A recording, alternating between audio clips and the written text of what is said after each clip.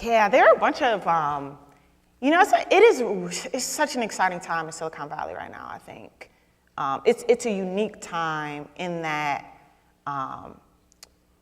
like, the extent to which mobile really matters is changing everything. This started in 2007, but obviously when the smartphone, the initial iPhone launched 2007, but it's been true like again and again, like year over year. And so right now what's really interesting is the fact that people spend more time in terms of man hours inside an app in the US than they do online, like in a website.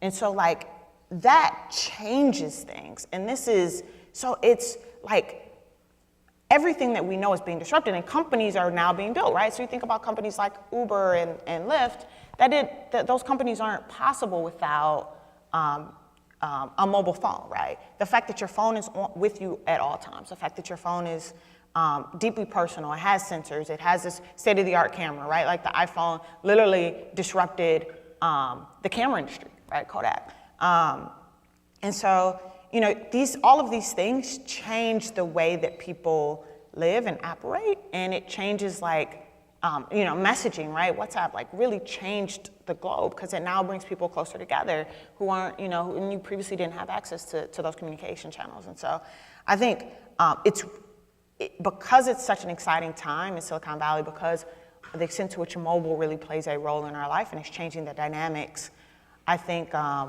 every company that is really focused or that is in a position to leverage these unique mobile type opportunities are primed for success and that are at the forefront of disruption. So I think about like marketplaces, right? So companies I think that are really exciting right now are companies like Instacart, and I think the product Google Shopping Express is vastly exciting to me. Like they're solving these logistic problems of Uber in the world that weren't even possible without this new like technology.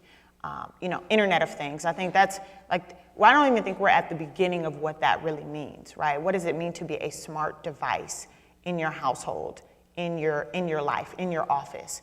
And I think that's going to change the way that we know life, right? So like if all of a sudden your oven and your microwave can now tell you when food is done, like that changes how you think about your time, right? Like Google Shopping Express literally changed my life in that like I haven't been to a convenience store, I haven't been to a CVS or a Walmart or to purchase a dry goods in 2 years, almost 2.5, 3 years.